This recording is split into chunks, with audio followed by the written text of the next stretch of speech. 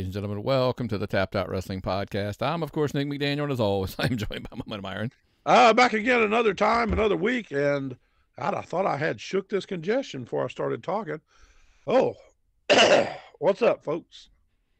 Same old, right? Another week, another Let me get something going on. Coke here or something. Ooh. Listen, man, it was actually a bigger week than we heading into yesterday. It was kind of, wasn't a ton. I didn't feel like there was as much to talk about as we had liked. But thank you for, giving us some stuff to talk about, which we will get to here shortly. But before we do, Myron, hey, listen, I thought about maybe we need to do some bonus stuff maybe in the next couple of weeks over on our YouTube channel.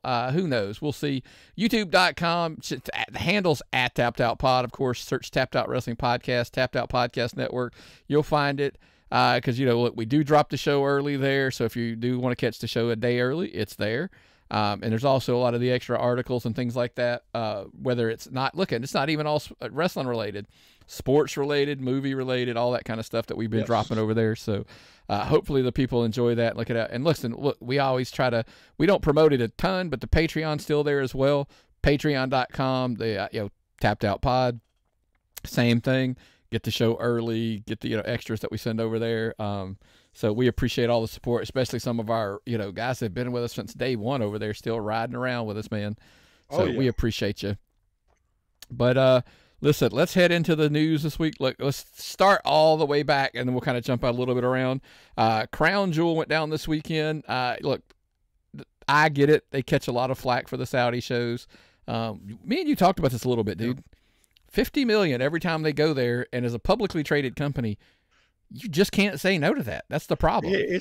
How much internet goodwill is worth $50 million? And I think we're reasonable people, Nick. I think we look at things as best as possible.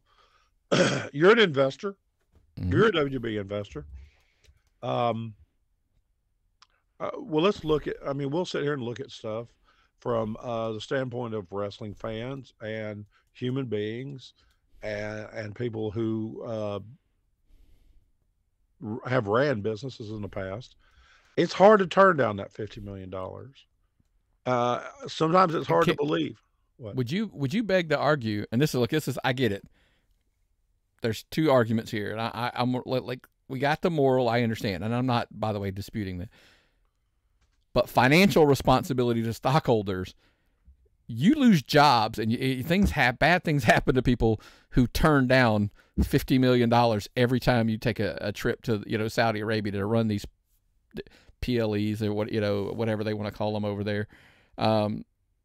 That's how people lose their jobs, and I get the morally. But let me explain something to you, by the way. TKO is now the company. It's not WWE anymore. It's TKO and it's UFC. Guess there are other TKO. UFC does some Saudi stuff. Now it's not as much now because PFL's getting in. That's a whole other argument. So the companies themselves aren't above doing business when especially when it's a lot of money. How much did you say? It was like you threw out that crazy stat about how much they're getting paid. 3 WrestleMania ticket sales. Yeah, it's what this one would cost. Now, to go back to the UFC and the fighting and stuff, the little fellow associated with fighting, the Hasbullah guy, studying him just out of curiosity.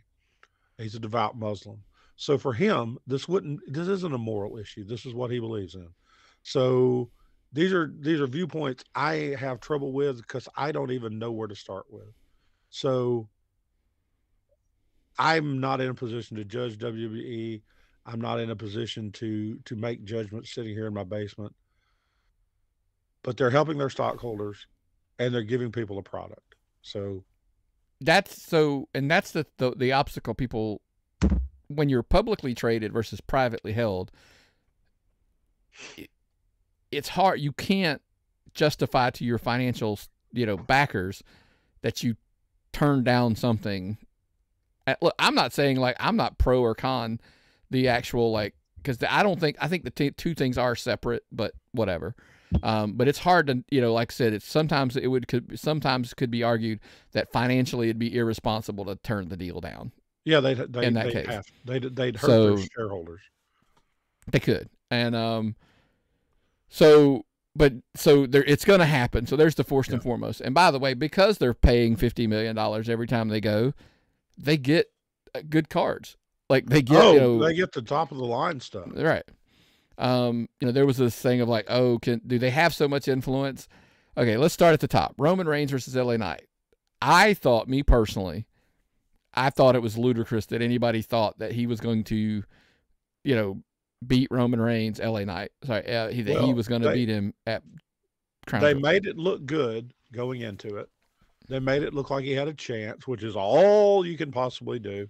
That's the best way to promote a title match, is make you think that the challenger has a chance.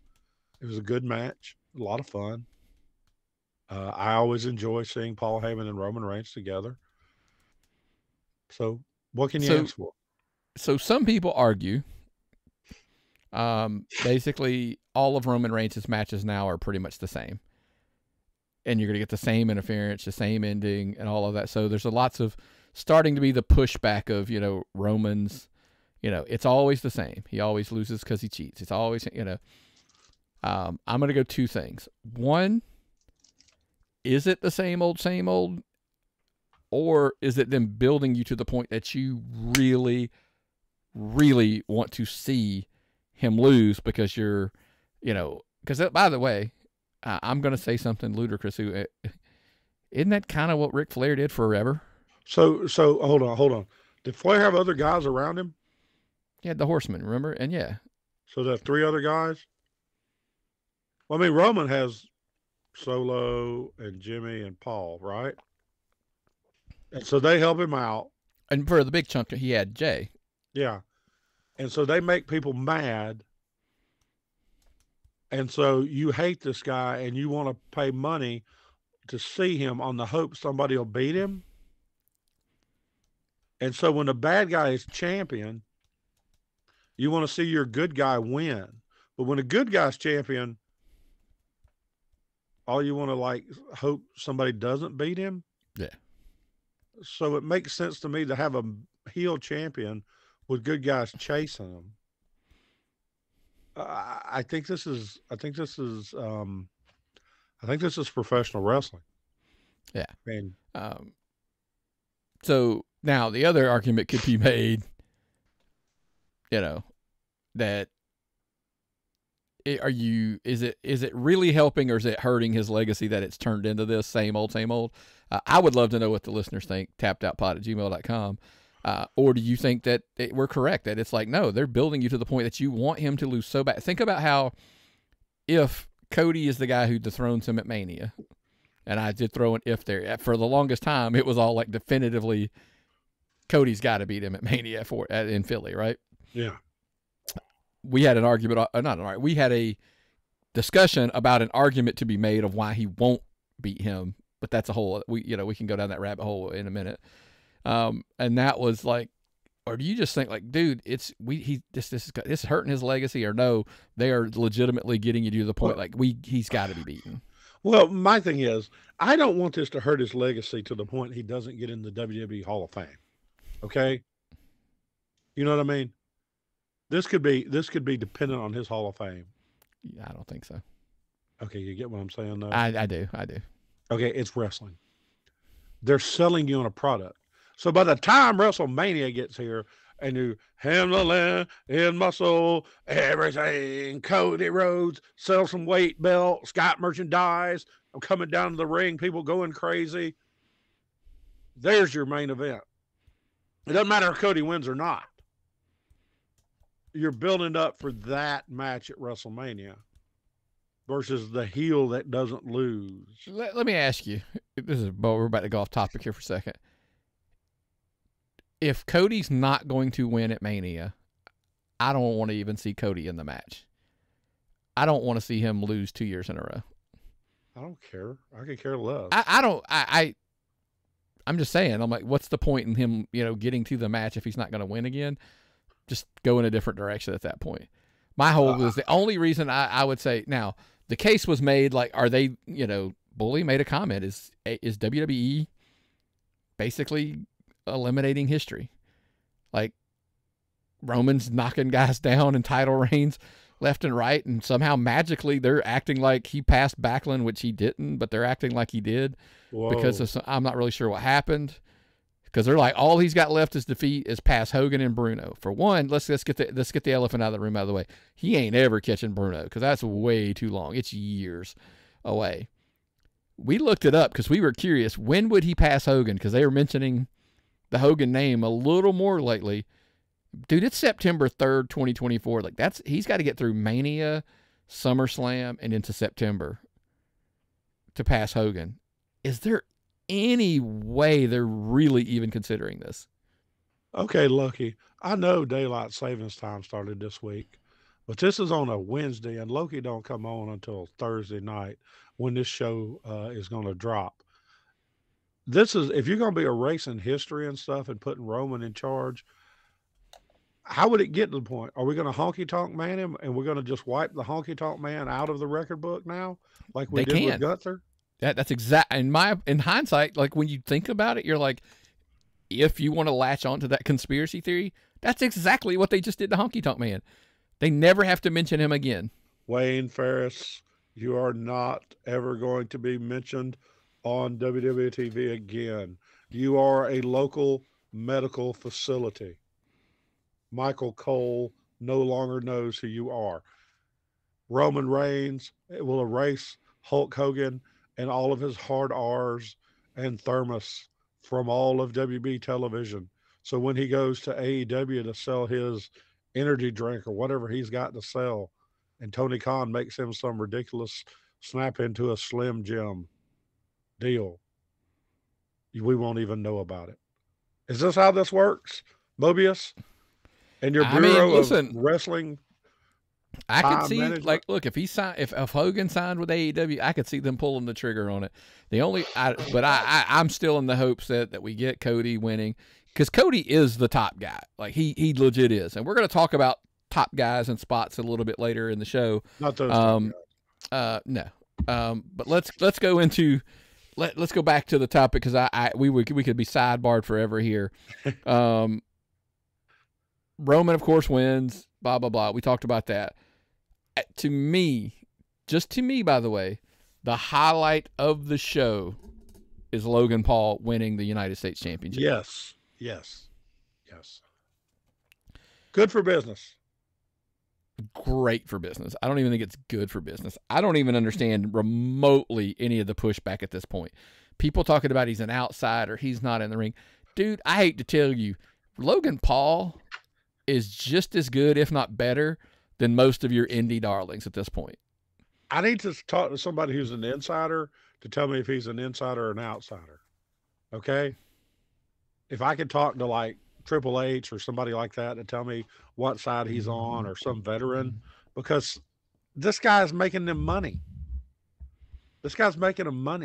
Now, can I tell you what I think they effectively have done? Because when he was asked about it, he's like, I'm going to show up everywhere. You're going to have to watch Raw. You're going to have to watch SmackDown. So he's going to pop up everywhere. Genius. You know why it's so genius? Roman, we fully are aware that Roman's going to disappear for a while now. Probably won't be back to the Rumble.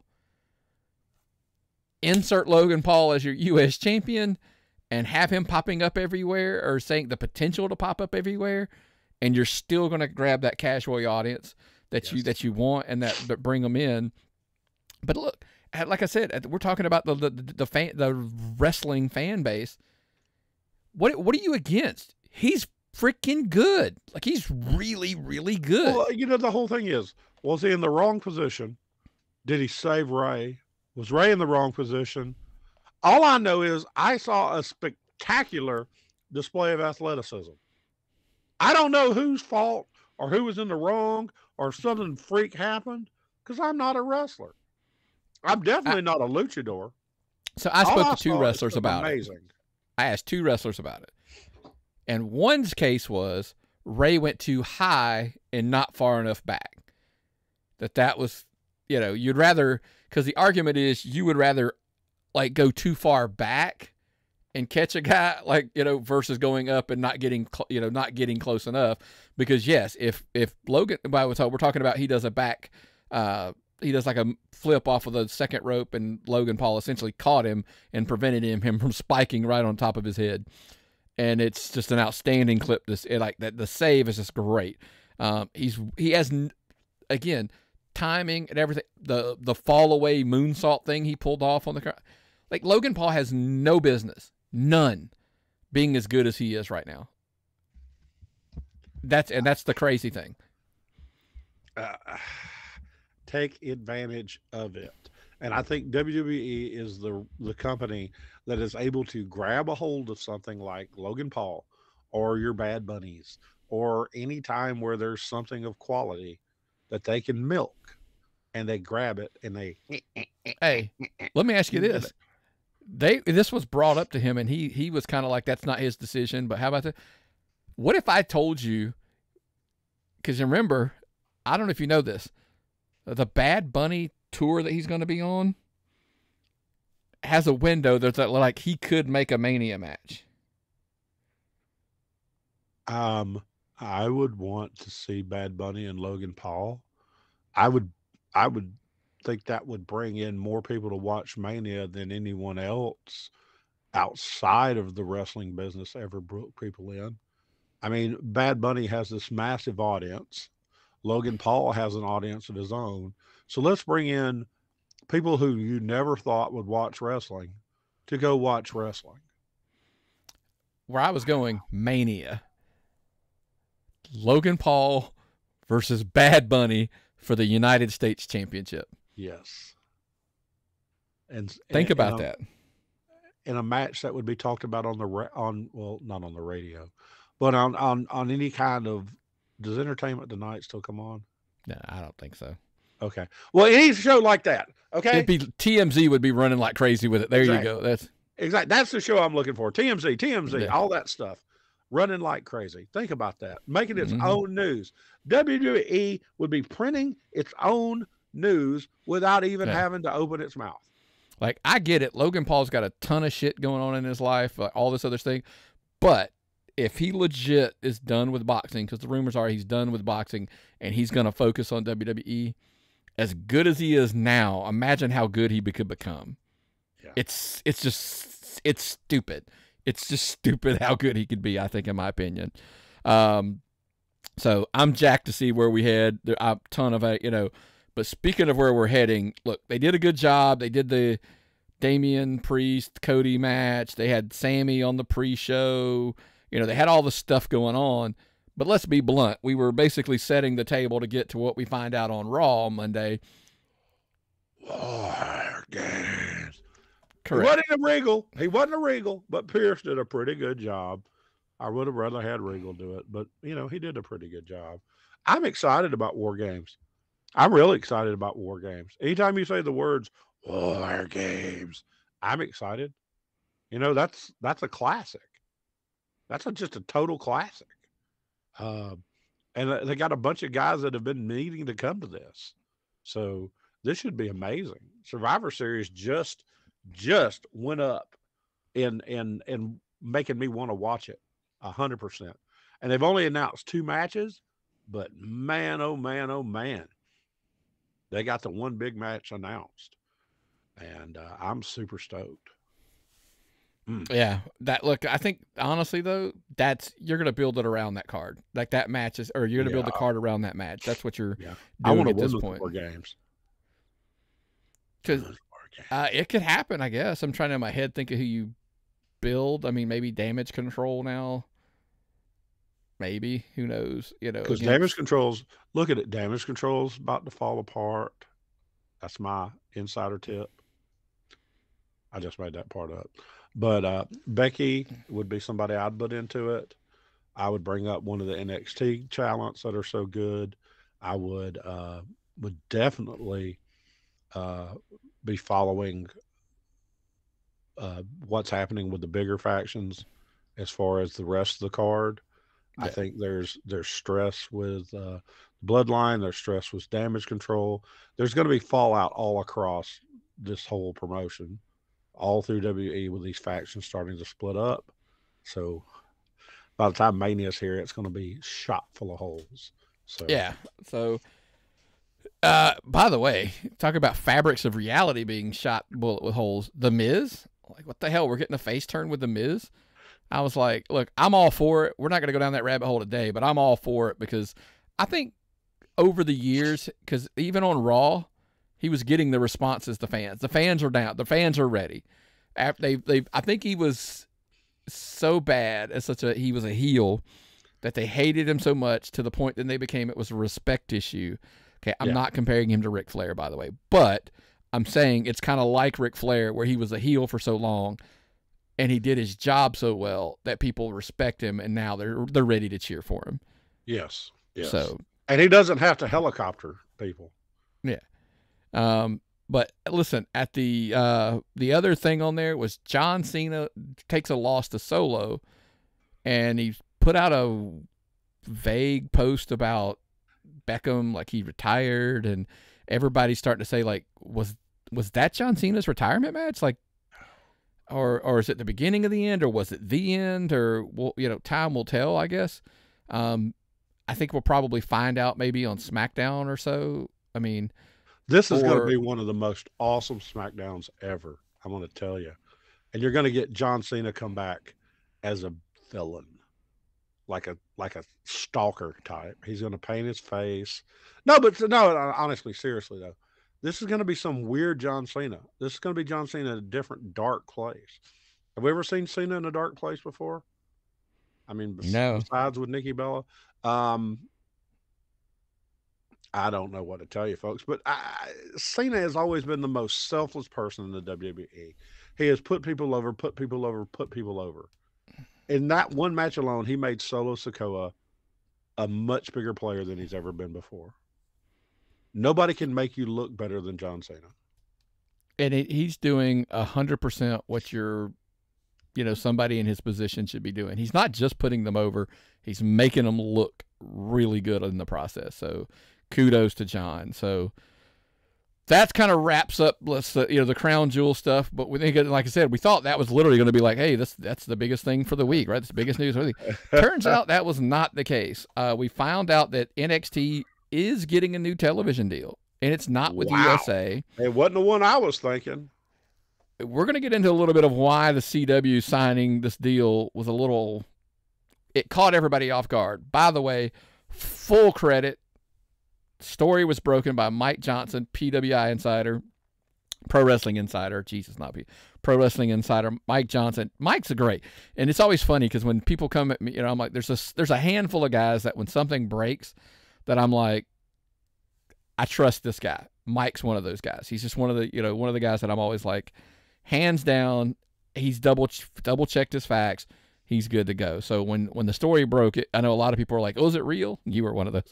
Is it real? I'm like, yeah. I thought it was a joke. I thought it was a damn joke because yesterday was a bizarre day for Georgia wrestling. Okay, the shit I saw posted in Georgia wrestling yesterday was mind blowing.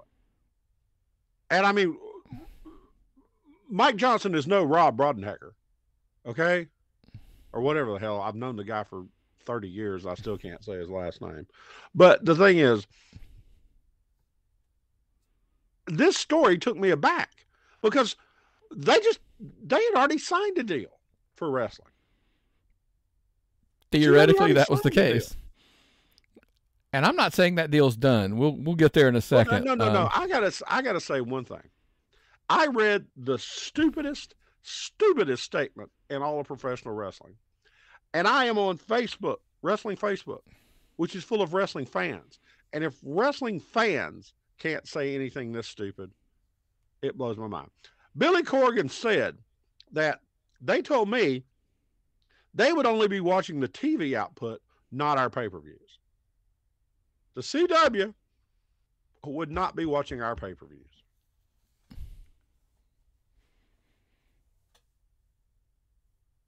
That'd be a job saying, it's okay if you want to snort cocaine on the weekend. Just don't bring your cocaine to work. I know he's an artist, but Jesus Christ. Look, I guess if we were to go there, we'll go ahead and mention it. It's like I still think there's a like look, it was a TV deal, a reality show deal. Now it seems like maybe some of that's fallen apart. Now it's going to be only on the app. But if they're talking about being a sports oriented, I could still see them being involved in some way, just not being on there necessarily on the channel. They could mend fences over the time. We'll see. I don't necessarily think it's I don't think one deal kills the other, because look, 5 years starting October 2024, next year, folks.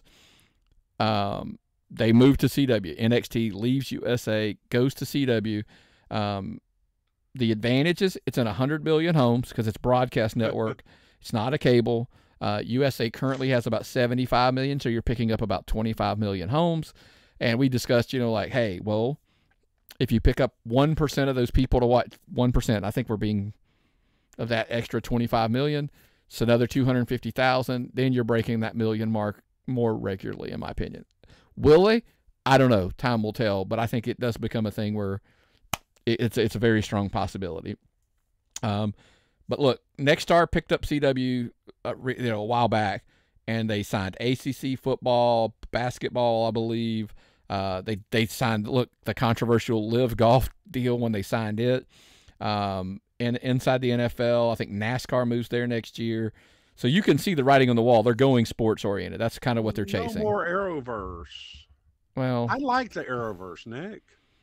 Let's be blunt. It was dead anyway. The last, the Superman one was just kind of the final, like goodbye, but it was essentially over anyway. The ones we really cared about. I know. But this was a big deal for them to get this. It's a much bigger deal for them to get this than it would have been for USA to get it. They're going to draw an audience that they don't have a draw. It's like, TNT and TBS have AEW. AEW draws a lot for them. It might be, from what I've seen, it's probably the number one program they have. But it's their network. This is going to probably be the number one program they have on the CW, providing it takes off like it does on USA. So it's going to be a much more valuable program for them to have than it would be at USA. Maybe USA is like, I can't own all three of these people. I just bought SmackDown. I can't buy SmackDown, Raw, and NXT. Maybe you could help me defer the cost by buying this program. I think it's great, though. It's a great deal. It's a lot of fun. I'm trying to, while we're literally, this is great podcasting, and I get it, folks. I'm about to, I'm looking at like their average viewership on stuff. I mean, dude, it looks like a good show on CW draws like 500,000. Okay. There's a very strong and I was just some quick ratings, by the way. I can stand corrected. We like to file this under half-ass internet research while I'm on the air. Yes. So literally, NXT could go onto this network and potentially be the highest rated show they have on their network. Now that was TV shows. That's not the sports stuff and all that. That was like TV shows. I'm sure the sports stuff draws way better than that, And so then I guess the debate becomes, do you put it under, so it looks like on one of their first ACC games, it was a Saturday night, they drew 617,000 and that was a college football game. So there's still a chance that it could outdraw the sports on their network, which is kind of scary. That was a little league college football game. Hey, it's what they got, dude. Hey, I heard Auburn's going to go to the ACC. Yeah, we'll see about that. I feel sorry for the ACC, but look, you're right. Massive being the thing. Look, the numbers that are out there, 35 to 37 million, which was up from they had like a $15 million roughly deal. So it's a good jump for them. I guess now it's kind of basically are waiting for the Raw and the AEW. Like AEW's deal is actually through 2024, December of 2024. So it's got a longer window for them to go through. But still, Those two pieces falling into place. I still think Raw probably ends up on USA, which is probably why part of the reason why this deal happened is that I don't think they could afford all 3 shows anymore. What if it goes to Amazon Prime? What if it goes to streaming? I don't know. We'll see. Amazon doesn't have to tell us what kind of ratings they get on Thursday Night Football, right? No. Okay. So it's hard to judge based on that. And this is a great value to me for the CW. It's a good way for the WWE to make extra money. And hopefully it'll be a good idea for the WWE for them to get more exposure for these people. That's another, what do you say, 250,000 homes? No, it's 25 million homes. 25 million homes that are available. Like it's CW's on 100, USA's on 75, 25 million homes that USA is not even, in. So I was saying if you could, that's how I came up with the 250. I said if you can capture just 1% of that audience, you could pick up another 250,000, viewers. So NWA gets bumped to the app. Oh, well, it's still better than nothing. Is it? I'm gonna play an ass. Is it? If I'm not getting paid and I'm not on your TV deal, am I not just better off on my own doing my own thing at that point? Well, Billy apparently was going to pay for the whole reality show himself, and then give them footage from his wedding. That's part of the deal. He was going to throw in his wedding footage. All right. But what app is good to work with, Nick? I tell you, an app that's really good. I do on a weekly basis. You guys know, I do fantasy football. Got another W this week, by the way. Doing good. But look, sometimes the fantasy football is a long play over the stretch of the seasons. Sometimes you just want to, the quick hitting bets. Get in on a weekly basis. Just prizepicks.com. PrizePicks is, I use the app. I prefer the app. Every week, you do the over-unders on your prop bets. Boom, you're paid out. You got your money within it's super fast payouts. So if I'm a betting man, that's where I head over at PrizePicks. You still working on this? It's 2 minutes to kickoff. Who do I pick? 2 words, PrizePicks. It's so easy. PrizePicks is daily fantasy sports made easy. It's just you against the numbers. Simply pick the over-under on 2 or more players, and that's it. You can win up to 10 times your money in just one day. Join over 150,000 people who found a better way to play. Download the PrizePicks app today and get your first deposit match up to $100. That's right, man. Check them out over. I prefer the apps, like I said. It's available on your Apple, the Apple Store, or on the Google Store. But of course, you can also do it online at PrizePicks.com. Yep, they taught Nick how to know when to hold them and know when to fold them. No, so they did not. That's part of the issue. They did not teach me all of that. So that's not actually. But let's jump into some of the meat here we were talking about. Something was discussed, and it was something about a podcast that came out that was kind of a good question. And I would love to hear some people's thoughts, tappedoutpod@gmail.com, as we talk about this one. Essentially, Anderson Silva, he's a UFC guy for those that don't know, was discussing UFC, wrestling, like a little bit on a podcast that he was on. And one of the things he brought to the surface was that, like, it doesn't matter whether WWE, AEW, UFC, like all parties involved here, that type of environment. Like if you've got 250 people on your roster, the public consumption, and by the way, this is, again, wrestling fan, I need you to take off your diehard wrestling fan hat. That's the hardest part sometimes when we have these conversations.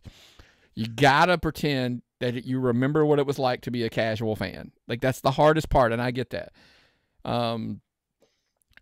But realistically, the casual fan base, they've got room in their brain for like 10 guys, max. Like these are your superstars. This is where they focus on. Those are your top stars. Those are the guys that the casual fan turns in to see week in and week out. They can't tell you who's champion in Stardom? No. They can't name all the promotions in Japan?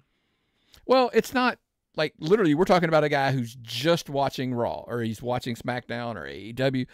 Pick a promotion, but very specifically. We're not talking about the differences in, like, knowing about Japan and all that, but he's literally talking about you have 250 guys on your roster, and I get it. We're not being, like, super accurate with a number here. Maybe for AEW. But, I mean, if it's 200, I don't know, 150, it doesn't matter. It's still fucking irrelevant. Because the point being, you have a specific amount of time for your television. On one hand, we sit there and say, WWE, AEW for specifically in the scenario, we're going to say, and by the way, I'm going to waffle between the two promotions to be fair. AEW has 6 hours of television.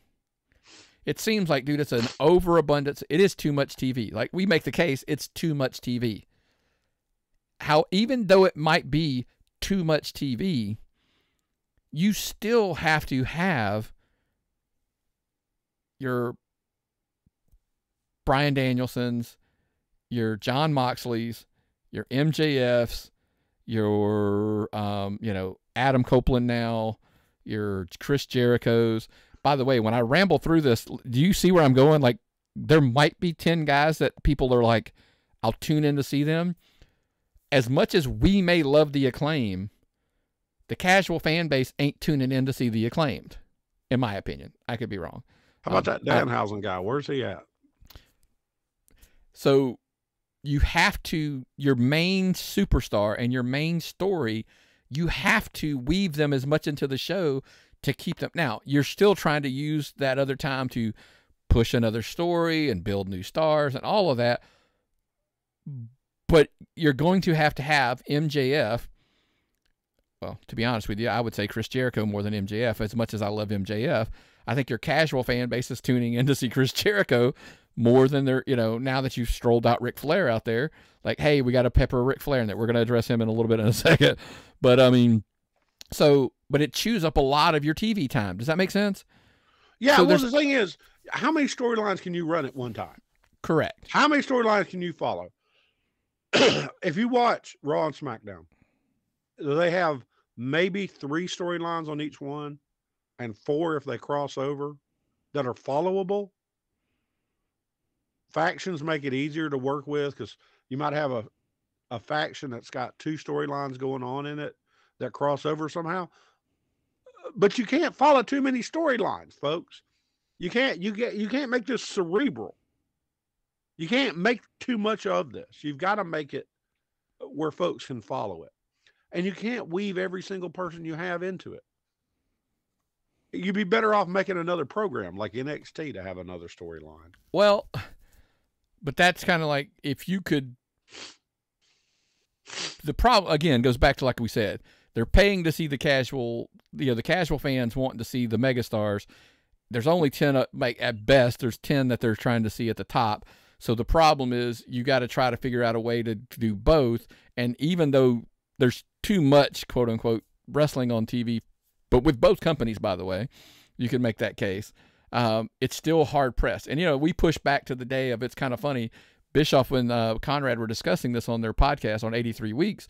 And it's like, back in the day, people were arguing. The diehard fan base was arguing, there's too much Hogan. He's in like 4 segments on Nitro. We'd rather see, by the way, when I say Chris Jericho, we're talking about like 96, 97, like Jericho. The Lion. What was his name? Yeah, so he was a great wrestler, but he wasn't the name he is today. So the question was like, yes, we have to give them Hogan. We have to give them Sting. We have to give them Goldberg. That's what the casual fans turn into. Perry Saturn. I want more Perry Saturn and Dean Malenko. And Dean Malenko would be a great argument, right? Like, hey, we should give him more. Okay, well, are we going to take Hogan? Literally, think about that. We want to make Chris Jericho a bigger star. Are we going to take Hogan off of TV to give Chris Jericho more time? The analogy was made when blockbuster movies are made. When a studio decides they want to make a movie, it's less, by the way, I do feel it's a little less today as it used to be, but they're still like, hey, we have this movie. We're going to think, let's take Marvel franchises out and things like that.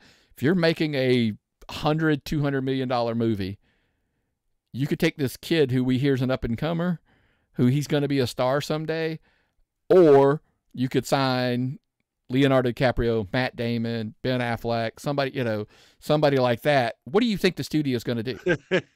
They're going to take the known quantity, which is exactly what wrestling. So back to Silva's point, I don't think you need 250 people on the roster. You could shave that roster because you're just kind of pick and choose guys along the way as you go, because you know, there's all of this talk about, like, because look, if TKO wants to cut a budget, I'm afraid to mention that this is probably you know, when people worry about talent releases, here's why. Because it's the easiest place, because we can just let them go. We can bring them back down the road if we think we want them or we want to try them again. Because let's be blunt. Well, this is kind of going to lead into the free agent conversation. I made a comment to somebody the other day, and I'm standing behind it. I don't think there's a true free agent available that's a needle mover from the day you sign them. I think anybody who was a needle mover, because look, I know Hogan's, you know, free. They're talking about sign. He ain't a free agent. He's just going wherever the hell they're going to cut him a check, and he's still like. I think he could have an impact there. But ask TNA how that went for them. You know, it's Will Ospreay. What was Julia? Is that her name? We debated this. I could not pick Will Ospreay out of a police lineup. I've watched him work. I think he's great. But if you ask me to remember what he looks like, no. I did research on this Julia, dude, however you say it. Okay. I had presented a package in notes before we did this show on what I found out about her and why she was attractive to WWE. Number 2 in the PWI for women. Is she a needle mover? You'd have to bring her in. For WWE, they're not going to bring her in as Julia because that wouldn't make a damn bit of difference. Nobody knows who she is in America. You could bring AEW would bring her in and be like, it's Julia. And it'd be an inside story, an inside joke that you wouldn't know unless you're some kind of super mark insider fan who follows this stuff. You know, it's like me and Nick were talking and me and another guy were talking. All 3 of us watched Ahsoka, the TV series. I was the only one who watched Rebels, the animated series. I knew a few things going into Ahsoka that they didn't know. So they take it this way. They turn on AEW every week. And I don't know who Julia is. But I've been watching Stardom or wherever she's at every week. So I know exactly who she is. So when she debuts, I know how big a deal it is. To her, she's just some new wrestler. So if she debuts on WWE, she's just some new wrestler to them. But WWE will probably package her and call her some name that they make up and give her a gimmick that she probably won't ever do because they can't do anything with her unless she gets over. She'll have to get over from scratch. Is the only reason they're like, because, you know, the theory is WWE back to signing people to keep them away from AEW? Yeah, it's what it's come down to. Here's my argument. Why? I don't think there's anybody out there that I'm so desperate to have. If there's somebody that I feel like there's a real value to that's worth big money for me to sign and bring them in, they're probably on the other person's roster right now. I think WB is probably better off with their talent development system right now because they're building people with gimmicks to work into the program they've got, not bringing in outside people. This is going to sound horrible. And this is just the way I feel about it. Is if you want to beat Tony Khan, choke him on it. Let him choke to death on his own talent roster. Let him continue to hire everybody that he wants to keep away from WWE or he thinks WWE wants. And eventually he'll just choke to death on that budget. He has to learn some kind of discipline somewhere. I mean, he's an NFL executive. He can't, in the NFL, you just can't sign anybody. Don't you have a limit on how many players you can sign on a team? Well, there's a limit per player, and you have salary cap, and there's all these different things. Well, you don't in AEW or WWE. Well, I think that technically there's not a true salary cap. I do think that day's coming for WWE. I think there is going to become hey, you've got a budget for talent, and you can't. Well, they understand that. But there's the comment of, hey, we're going to go over budget, but we're going to sign Brock Lesnar to keep him. All right, that's a difference. Yeah. But I think in general, you're probably looking at a payroll of some kind. Edge, was he the one that really threw the wrench in this? Well, was WB letting Edge go peacefully? I think there's an intrinsic value to when you sign somebody. And what I mean by this is, they were talking about the top 10 merch movers for the year for WWE. Steve Austin, John Cena, like they're guys who haven't wrestled. Well, John Cena obviously has wrestled, but it's because John Cena was a star for a decade. And by the way, he was on TV a lot for like a decade.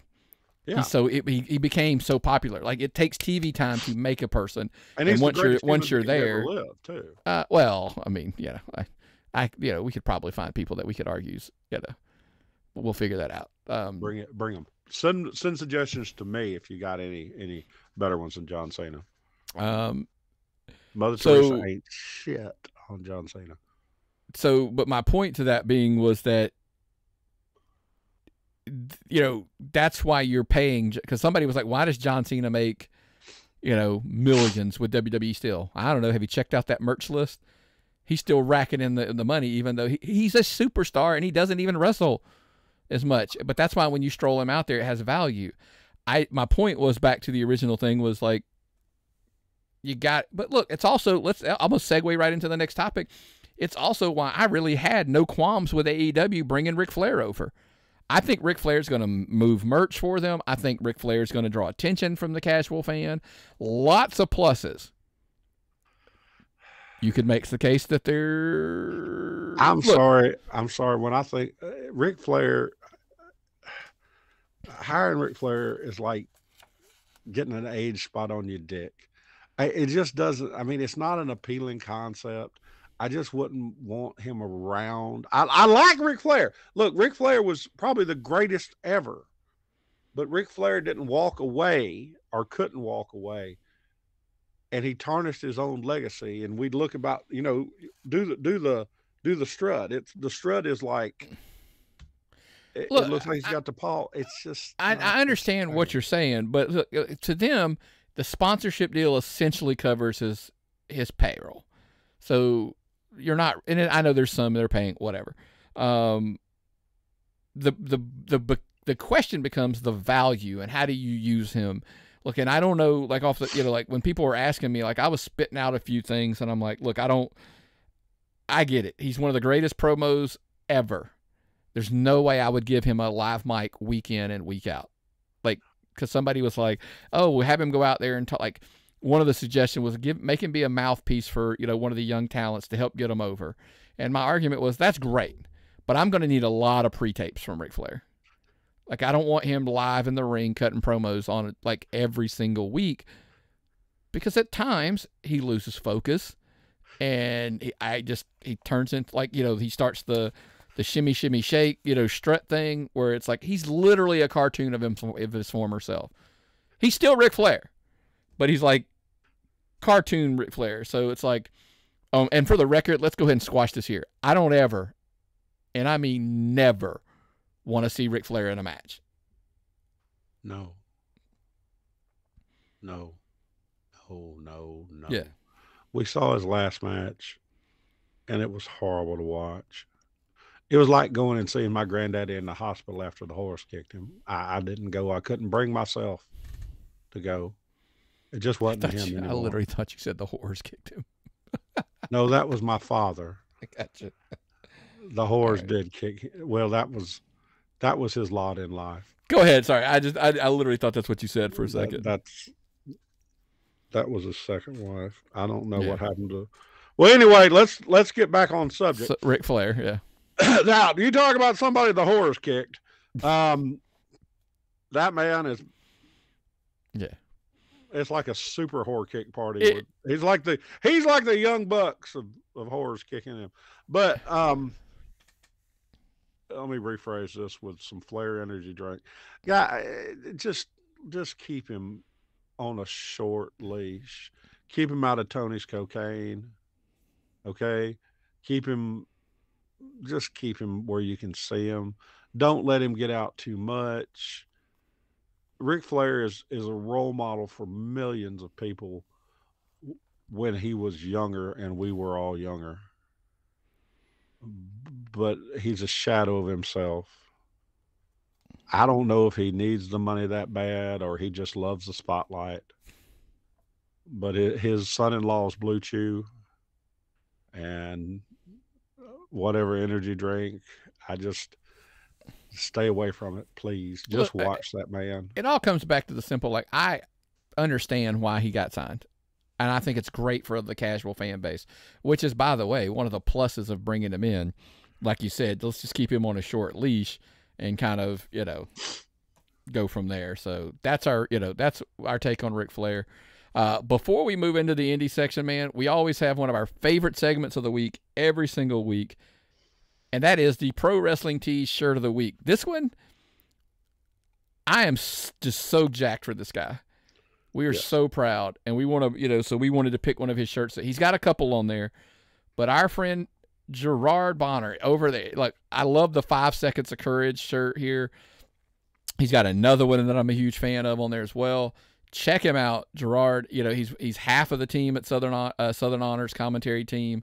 I saw he's just a mover and a shaker, dude. We saw he was down in Jamaica doing a show. He's going up to Carolinas to do this. He's going to be part of the broadcast team for the ASE show. We're going to discuss that more down the road.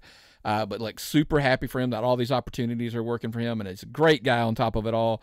So check him out, Gerard Bonner. Look, the link, of course, in the show notes. 5 Seconds of Courage. That one holds a special place in my heart because there's actually there's a quote from We Bought a Farm, I think's the name of it, or I'm drawing a blank on the Matt Damon movie now. But it's 20 Seconds of Courage, 30 Seconds, whatever it is. That it's one of our favorite ones. Anyway, so check him out. One of my favorite people. I hate the fact that the poor man's T-shirt advertisement had to come in after that conversation we had about Ric Flair. But I couldn't ask for a nicer guy, a more professional gentleman. Pro Wrestling Tees, a great place to get clothing. This red shirt they have is probably the most comfortable garment in the world. And look, check out, while you're checking out his store, we always encourage you, hey, we have one over there too, Tapped Out Wrestling Podcast. Check us out, by the way, and grab a shirt or two. So buy a bundle while you're over there, not just one shirt at a time. And help, buy both of his shirts. He's got 2 available on there. Buy them both while you're there. Now let's jump into, look, the past week we went to the couple indie shows. We did the doubleheader Friday, Saturday night. We did Southern Honor on Friday, Southern Fried on Saturday. Southern Honor, dude, crushed it as usual. Like, lots of stuff going on. Like, Naja versus Owen was just a crazy, crazy, wild match. That wall's getting a lot of work as of late. Naja putting Owen through a table, coming off of the wall. Tear down this wall. Yeah. Because them people ain't going to stop jumping off of it. Yeah, it was wild. Naja says something. Look, he's tearing it up, man. Him and Owen were tearing up the state for a long time in that best of 7. And then they turn around, they had another crazy match like this. But Naja's on fire, dude. Check him out. He's everywhere. Between, Southern Fried, he's at, PCW, a lot of places that give him a follow for sure. But look, there's so many moving parts going on at Southern Honor right now. I think that would be the highlight from the weekend. Would you actually say it just felt like it was the kind of the hard reset for both promotions that we went to? Southern Honor coming out of the 5-year anniversary, Southern Fried, clicking the heading into the Thanksgiving show. So really good reset. Cruel, and the whole Matt Griffin, IWTV, Adam Priest thing just keeps, gaining momentum and, different pieces to this puzzle. Brooklyn being, siding with the action. Yeah, evil Brooklyn.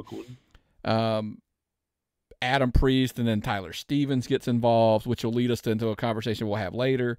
Attacking Cruel post his match, all this crazy stuff going on. But let me tell you, I'm all in on this story right now. Yeah, I'm a big on this whole story. I didn't bring my Cruel spices downstairs with me.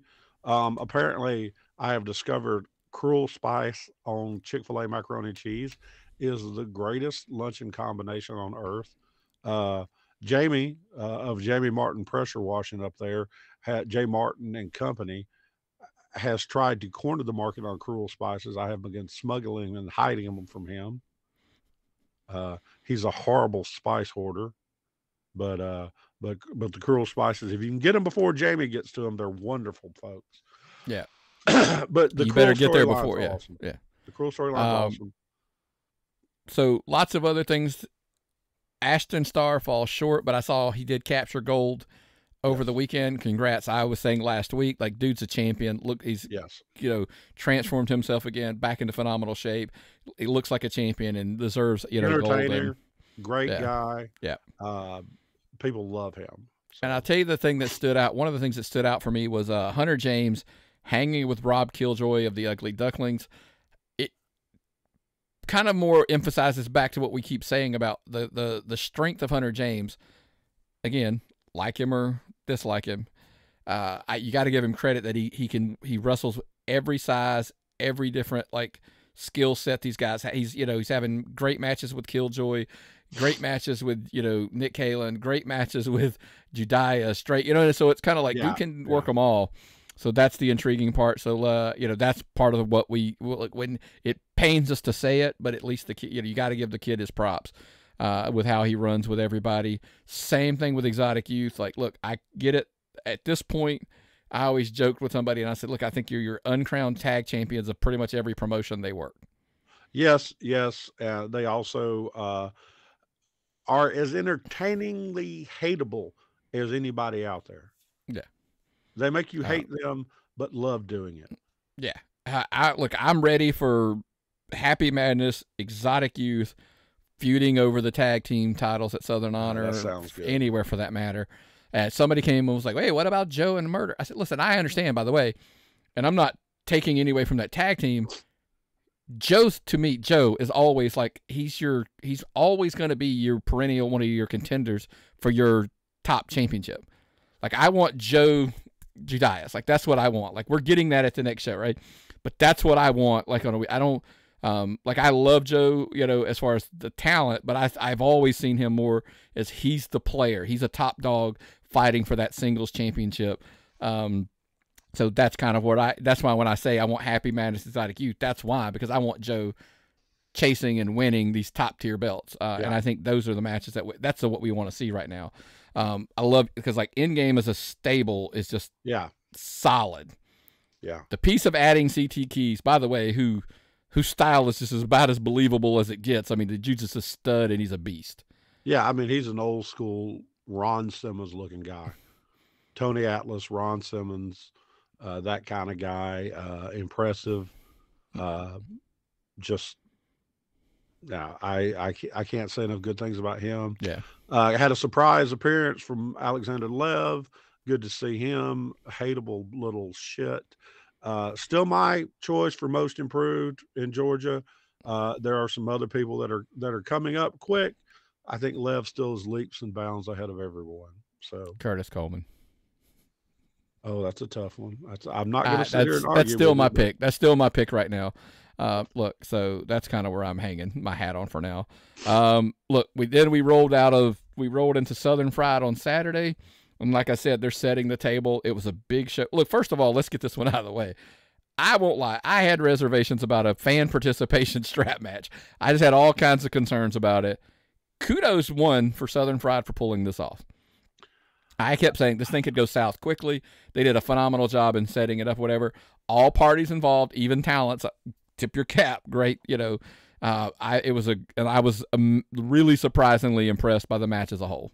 I trust in Todd. When I don't know how things are going to work out, and I realize Todd Sexton is going to be involved, I firmly believe everything's going to be okay. Just all I need to know is Todd Sexton's involved. That's just it. I mean, I've never seen him mess something up. And this was a very weird situation. Very weird situation. And they had Mooney in there with a strap. That was the part that scared me. The man was dangerous. He was out there. Exciting match. Very exciting match. Very good card. Mm-hmm. There were some things that had changed, and Todd had to go back and fix some stuff. And I enjoyed the hell out of this show. Yeah, fans always love it. I love going to Southern Fried. Well, I mean, it's love going to Southern Fried. It's the storytelling, gift that Todd has of even with all the pieces may not be on the the chessboard, he still told all of the story, gets us to where they're trying to get to for Thanksgiving. The example of that is, look, Sonny and the Grappler, wrestling each other, Grappler number 2 to be specific. Todd gets involved. All kinds of pieces move around. Sal's not there. The other Grappler's not there. Blah, blah, blah, blah. But yet we still magically set up You know what I mean? I got a secret for everybody, and I don't want nobody to say this, but I have been riding all over 3 counties looking for a Christmas tree, trying to make my wife happy for this Home Depot Christmas tree. I have called it's something from TikTok. I even made a TikTok about looking for a TikTok tree. I've been asking every person, if you can find that damn Home Depot Christmas tree. It's 9 foot tall. It's 5 foot wide. It's some kind of special tree. Yeah. Okay. If you know what I'm talking about, tip me off. Because if I can find that tree, I'm pretty sure I can get to go to this show. Okay. Yeah, 100%. So that'll be awesome. Look, I do like Anarchy champion Nick Halen versus Judias Southern Fried at Thanksgiving. I got some vibes that this feels like this might be a little bit more down the road, so I'm kind of excited to see what's going on there. So 100% stay and follow it. Thanksgiving night, after, if you do your turkey day early, Southern Fried, put it on your calendar. That's always what they're solid at. This week, November 10th, Action Wrestling is at it's the Line Creek Bus Barn. It's 300 City Center Parkway in Fayetteville, Georgia. Doors open at 6:30, bell time at 8. It is a PG-13 show, so keep that in mind because it is in one of the breweries. Tickets can be gotten at action-wrestling.com. So Action Wrestling with a little dash there in the middle. actionwrestling.com. Check them out. Adam Priest is going to defend his title. Sunny Days. What the Sunny Days is debuting in Action. It's the happiness that has become Georgia wrestling, where all these promoters are cooperating with each other. Nick, isn't it beautiful? Not all of them, but we'll leave that one alone. But most of them. But we talked about we talked about the Cruel segment, or at Southern Honor, where he was attacked by Tyler Stevens, the Wall. They are going to face off at this Action show. So that kind of shows you what you're talking about. The one, something happens at one, they're going to follow it up at the other one. Rico Gonzalez, who faced Cruel at Southern Honor, will face Adrian Alanis. Obviously much more going to happen on the show. 100% should be a great show. Matt Griffin does a phenomenal job down there at Action. And I think rumor is that you may go for sure. Is that correct? I've already got my plans together to go. And I have company coming into town, so we will see if said company wants to go. So that might be the case. If said company doesn't want to go, then I kind of have to obviously stay home and entertain the family. So there's that involved. So, but yeah, Action Wrestling, November 10th, 300 City Center Parkway, Fayetteville, Georgia, at the Line Creek Bus Barn. Bell time is at 8 o'clock. Get your tickets at action-wrestling.com. Should be a blast for sure. But I want to go. We've been saying we want to go to those, and I'm glad you're going for sure. Hopefully I can pull that off and make it happen. So maybe, hey, Myron, we always joke, maybe that's where we throw in some bonus content over at YouTube. Maybe we can wrap up a little bit of an Action Wrestling. YouTube.com, Tapped Out Wrestling Podcast, Tapped Out Pod's the handle. Like we always tell you, make sure you're liking the page, turning your notifications on, subscribing, all of that good stuff you're supposed to do. If you don't know how YouTube works at this point, really? That's kind of my question. But we do understand, look, there's a lot of people out there who are just really into the podcast, and they're still listening on Apple Podcasts, Spotify, Google Podcasts, even Amazon Music. The podcast is available there as well. If it's a podcast platform, we are there. Make sure you're subscribing. Give us a 5-star rating and review. We greatly appreciate it. We always appreciate all of your support week in and week out at the Tapped Out Wrestling Podcast.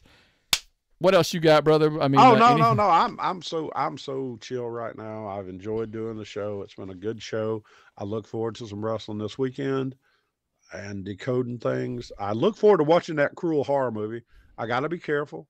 My heart ain't what it used to be, so I might have to be careful. I still ain't watched it. I got a WTV to watch it, but I'm scared. I scare easy, Cruel. So yeah, really good. You will enjoy it. I think just watch it during the daytime. That's for you. I know.